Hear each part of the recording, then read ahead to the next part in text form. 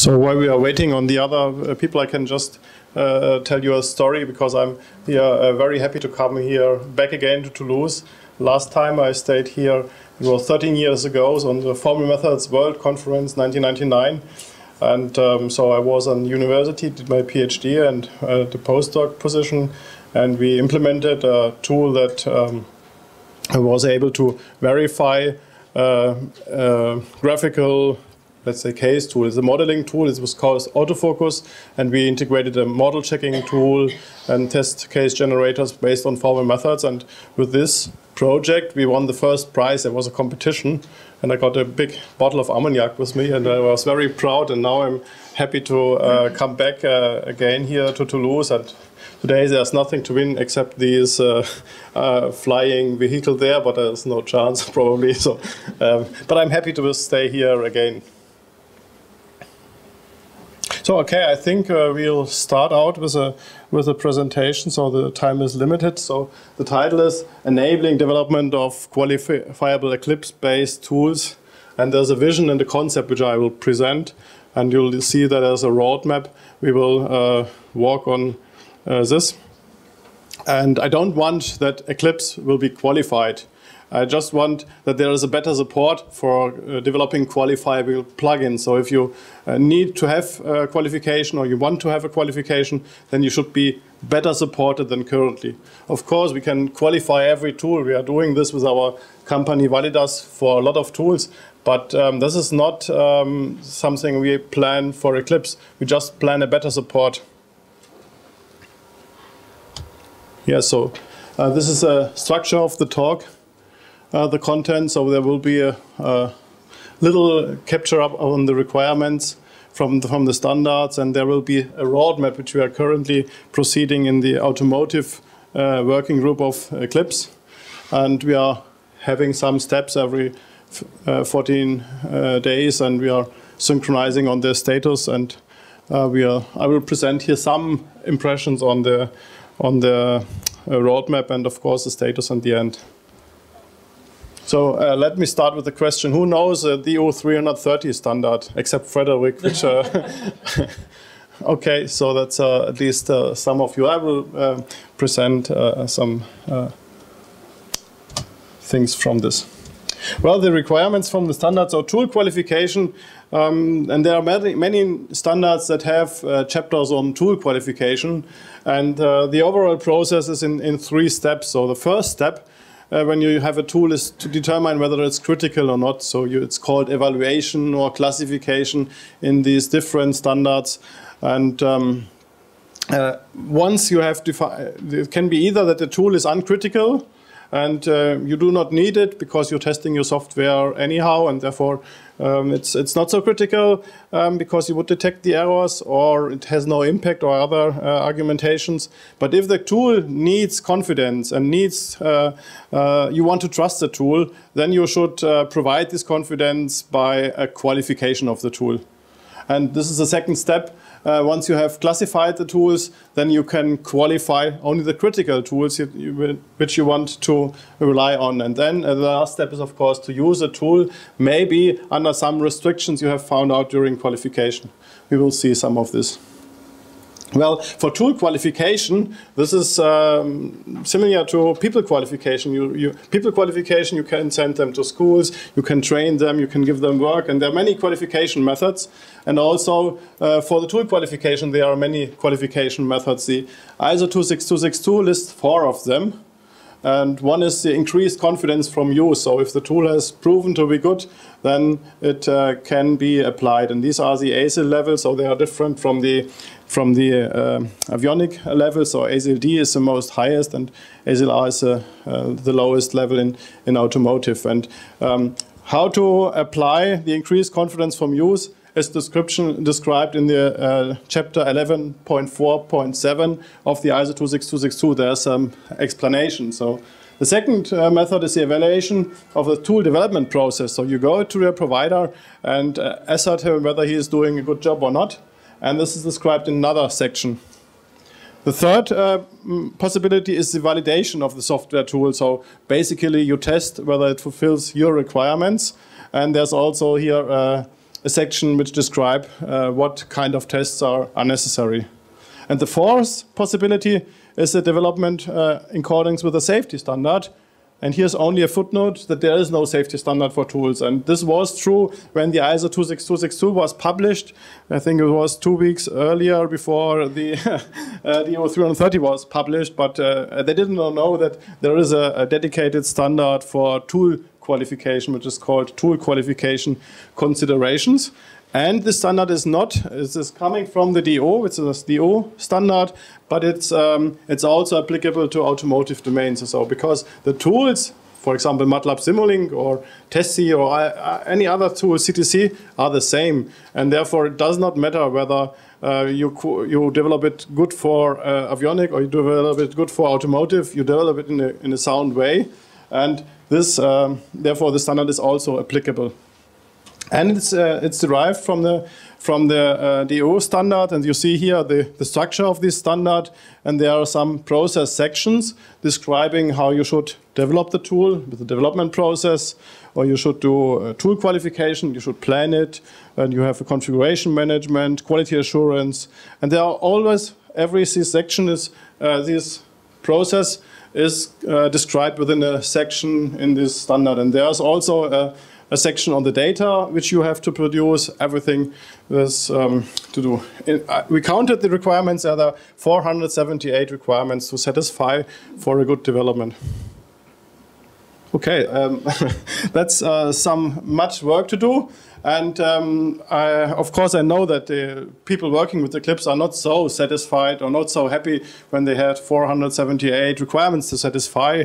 Most of them related to documentation and requirements, description and testing and so on. So therefore, it's a challenge to make this as easy as possible, but not more easy to violate the standard. So we have this standard that requires something, and we will make a model-based concept, as is usual in Eclipse, to do this. And I'll present a little bit how this vision could look like.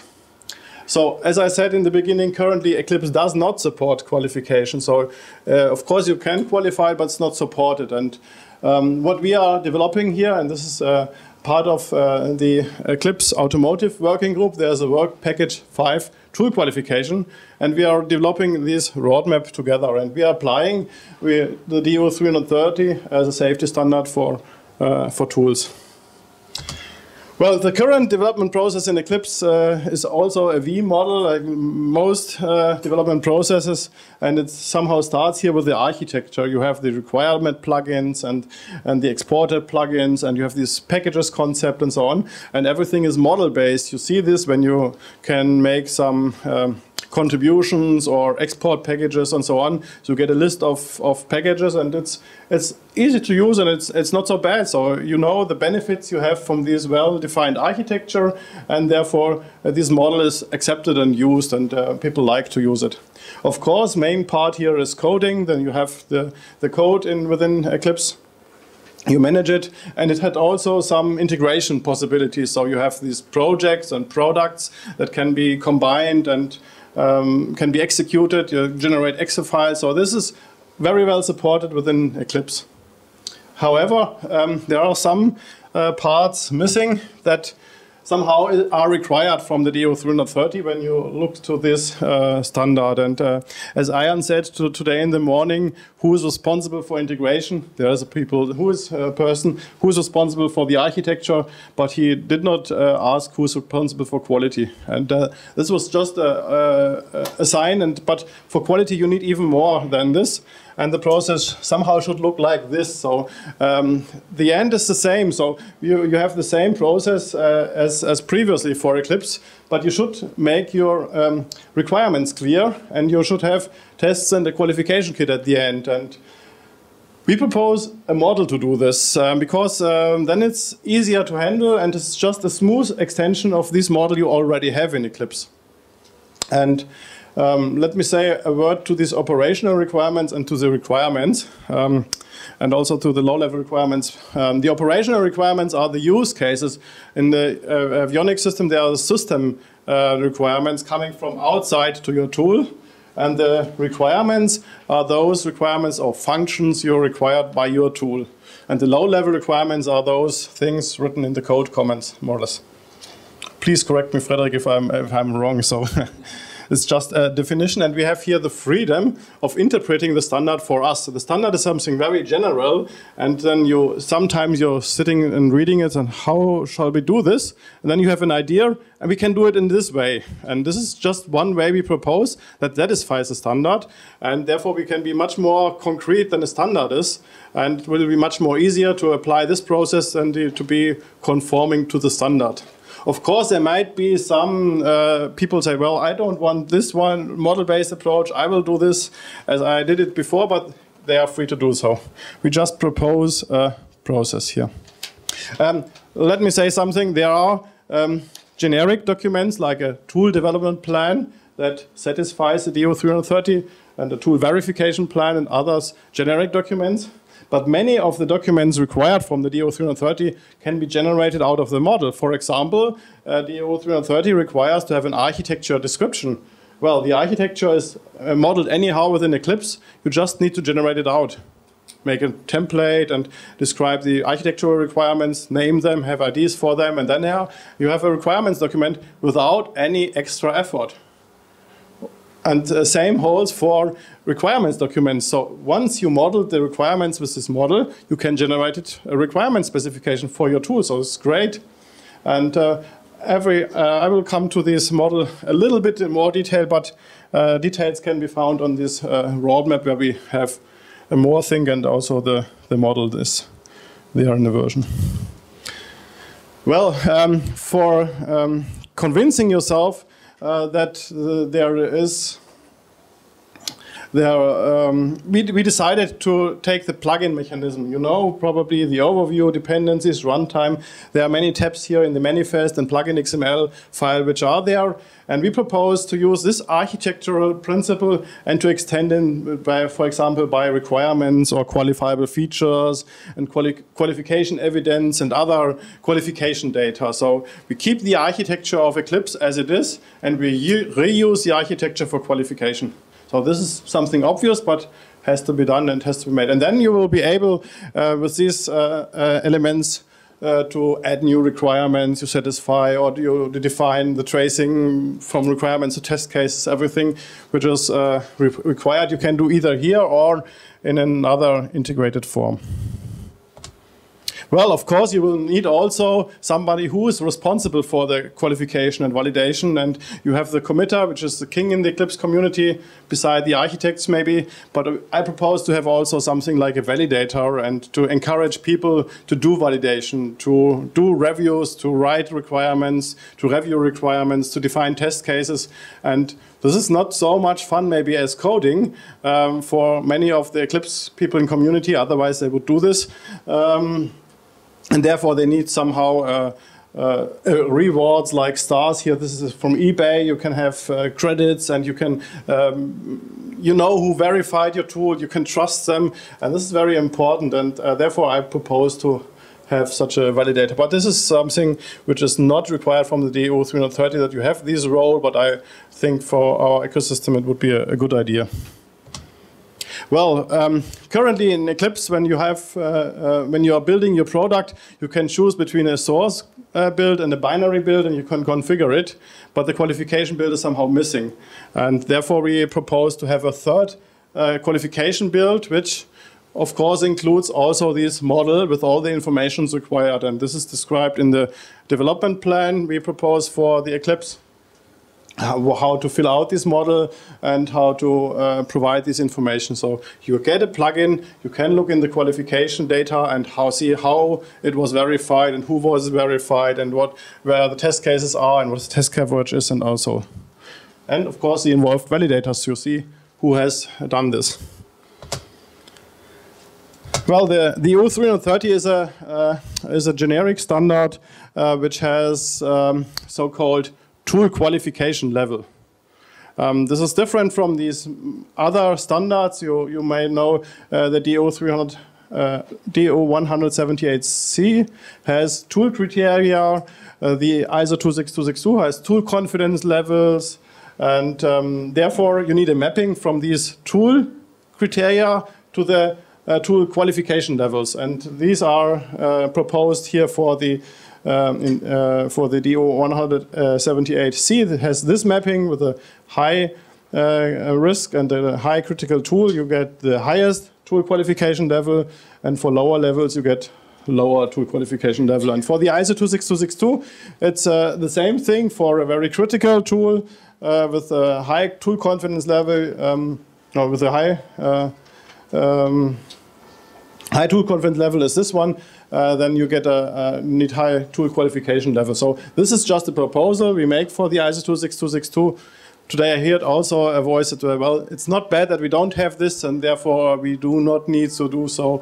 But I think within the next years, this table or a similar table has to be provided in order to close the gap. You might remember those 4 qualification methods with the footnote not existing.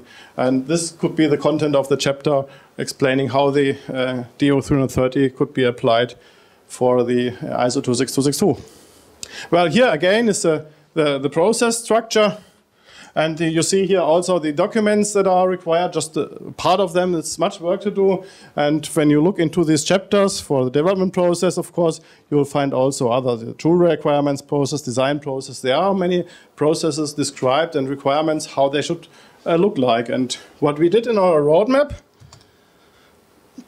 is we want to elaborate a project concept, a proposal, QPP, which is called Qualifiable Plugin Projects, to extend the plugin mechanism to support this. Currently, we have this model as a separate model, and we can use a separate tool for, let's say, OCaml or other tools. We can do this within the model, but it's not integrated into Eclipse. Well, this is what we have done. It is currently, we have is it here? No, it's coming. So I will come to the status later on. Of course, the goal is to satisfy these things, and we are working on this roadmap. And this is somehow the steps symbolized as a roadmap. The goals, the DO-330, the concept I'm presenting today, and the next steps are to demonstrate this concept by means of examples, and then to implement this, that Eclipse can support this in a better way. Well, I will show you some parts. I mentioned these requirements, and this is the requirements part of the model. And you see we have here tool operational requirements with identifier, just a description string. So there's not much like with regif or other advanced techniques here. And we have also these control status, which shows the status. But those are the things required from the DO. But the DO also requires to have functional requirements, to have format requirements for input and output data. And therefore, we created subclasses. And the Eclipse then can check whether there are format requirements and functional requirements. And if they are not, then something is missing. And Eclipse would complain that these requirements documentation is not complete. Once these tool operational requirements are complete, they need to have a tracing to the tool requirements, and this is done just here by the link, and you can enter them into the model. Of course, drag and drop would be nice to have, or other things, but currently this is done in this simple way with the tool requirements. And tool requirements are interface requirements or robustness requirements, requirements for expected error messages. You have to add what happens if something goes wrong and other things as well. So in this way, of course, everything is related to the project, which is somehow the root object here. Well, of course, the project has tool qualification level, and they are here. So that's just a way. And we have also the possibility to determine the tool qualification level based on the model. And we have here just the tool qualification level has to be justified in the PSAC, so Plan of Software Aspects of Certification. And the justification here is done based on a risk analysis. So you have these tool operational requirements, the use cases, and then you think which potential errors can there occur, and which mitigations do we have, and are they applicable or are not applicable, and then you can derive which you model the probability of detecting the errors with low, medium, and high, And if a function has some errors where you have low detection probability, then you have a critical function. And if all errors have a high detection probability in your process, then it's not so critical. And this is used to derive the tool confidence level and the tool qualification level. So therefore, this can be done automatically based on the model. So if you model something wrong, then you will get the wrong qualification level. But this is possible, and we have had this model is derived also from the standard, but also from experience we have with a tool chain analyzer, which is a tool we have researched in a research project, which is also freely available to determine the criticality of a tool based on a formal model. So we have a formal model. This here is for me a formal model, and from this we can derive the criticality. This is formal methods applied in practice 13 years later. Okay, of course we need also test coverage management. We propose a tool code cover which is able to which is able to measure MCDC coverage measure and others. So this is something, just one thing. Here we have a tool lifecycle. The tool lifecycle is also a part from the DO-330. So you need to know the tool lifecycle, and we know the Eclipse lifecycle with milestones every 6 weeks, releases, and so on. And this is completely independent from this. So we do not want to disturb the Eclipse process, but we will have somehow a quality view on the thing, and the quality view is undefined. So you do not have any DO-330 model, then you can release Eclipse as you've done the last times, but you will also have this qualification state which is undefined. This is a pre-alpha release called, and we have, once you have analyzed determined the qualification need, then you have this alpha release. And once you have implemented it, then you have somehow a feature complete model. So this does not mean that your code is really feature complete, but the DO model is somehow in itself consistent and feature complete. And then you have, of course, the release candidate and the release once everything is verified successfully. And all these criteria are defined on the model and can be determined automatically. So Eclipse does a lot of work for you based on this model.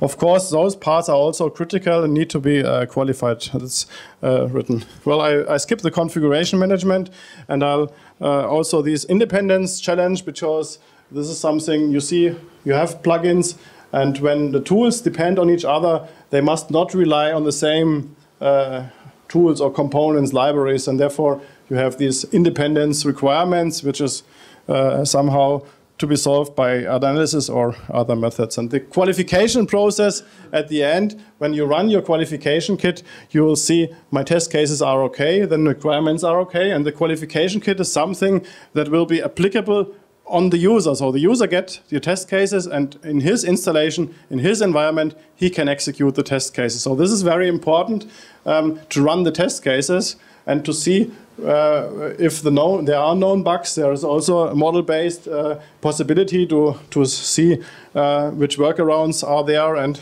then the tools, even with known bugs, can be used in a safe way. This is called qualification liaison process in DO-330. Well, the status of the roadmap is currently this one. That we have this concept, we are done here, so it should be also green. I may have another presentation where this is already green, and then we are currently demonstrating the concept. And important to say is that we have covered those 100% of DO-330, which we have traced there. There's nobody that verified this except Validas, but you're free to verify this, so you're welcome to work with us on this thing. So the main message is also that we can currently start with qualification.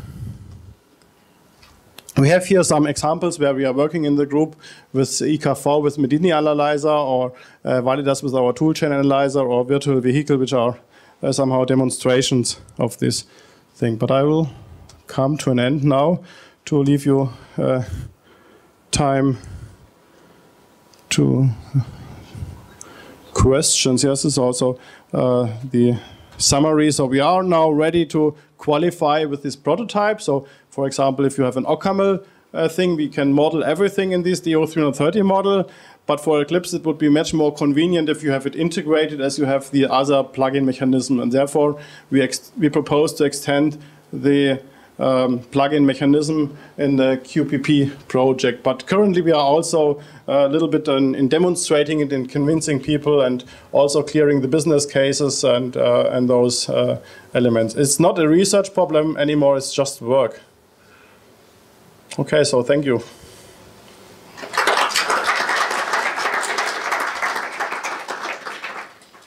It's time for questions.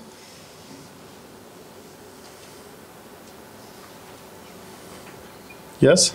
In the case where you have a qualification project in Eclipse for an Eclipse feature, so is the qualification project will be just a project, or will it be a plugin Eclipse? No, it will be an extension of the plugin mechanism.